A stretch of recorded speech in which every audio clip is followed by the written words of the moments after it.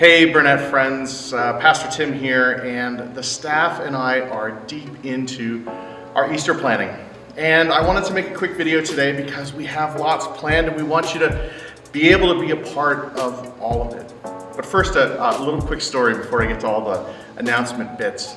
I don't know if you've heard this before, but it certainly floats around church circles that Easter Sunday is kind of like Super Bowl for the church. It's the big event. It's at least one of a few big events, with maybe Christmas Eve being the same. But the point is, it's really big, and that means the purpose of the Super Bowl is to win, to get a large crowd, to preach the gospel, to get people to hear what Christ might mean to them this Easter season. And certainly we want to do that. But a question came across my desk a few days ago that really made me think differently about Easter this year. And it was this: what if Easter Sunday isn't the Super Bowl, but what if it's week one of the playoffs? Now, if you're not a sports person, I hope you can still follow along here. The idea is different because if Easter is week one of the playoffs, it's not the ultimate goal. And that shook me because it's true. Easter Sunday isn't the ultimate goal. Getting a crowd on Easter isn't the ultimate goal. Although it's helpful, it's not the goal. The goal is to see people give their lives to Jesus. And so Easter Sunday can just be the start of a season in which we're hoping to ride the wave of momentum that comes along with that big party and all that goes with it, to see people's lives changed through the gospel.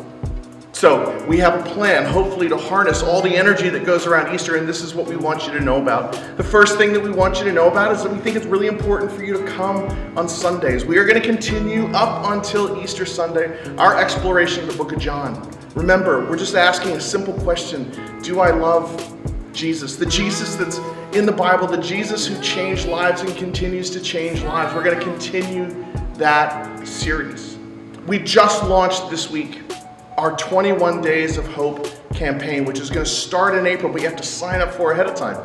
Many of you were a part of our 14 Days of Light at Christmas, and this is kind of the same thing, a digital missions trip that you can be a part of, where we're looking to get hope into our lives so that we can share hope with others over the Easter season. You can text the word hope to our Text in Church number right now and get ready to be a part of the 21 Days of Hope.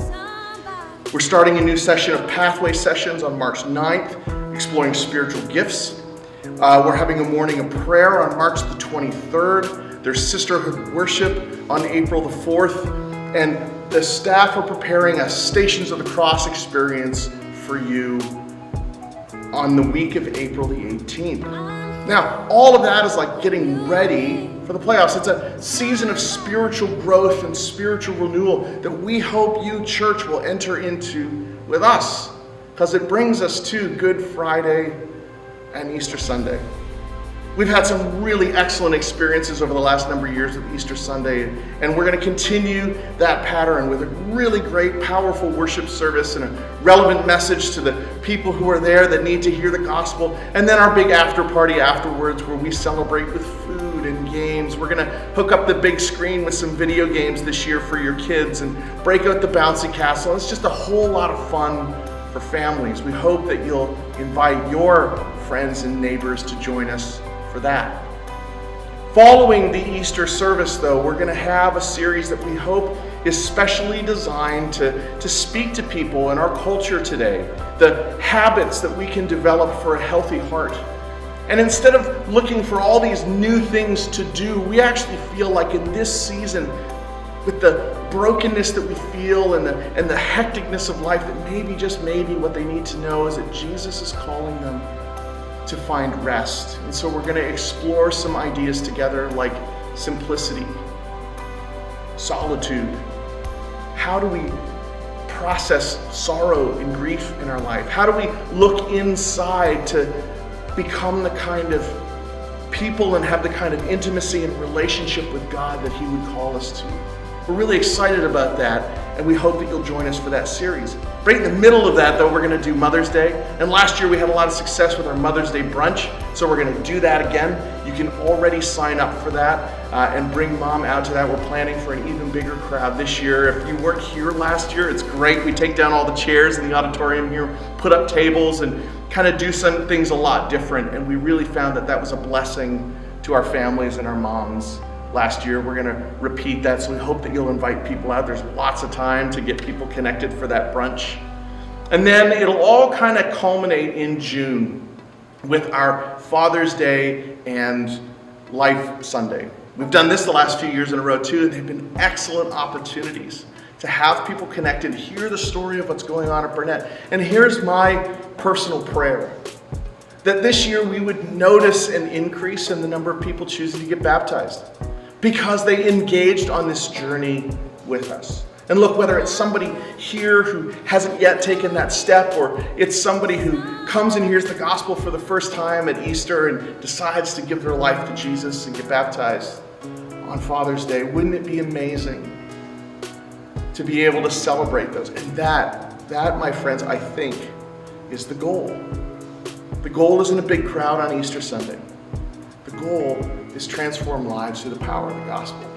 So I hope that you'll get engaged, you'll get connected, you'll join us on this season of both spiritual renewal through the word and through prayer, but also this missional movement that we're on here together through the gospel, to invite our friends and our neighbors and our loved ones who don't yet know Jesus to experience him and hear about him in a new way this year.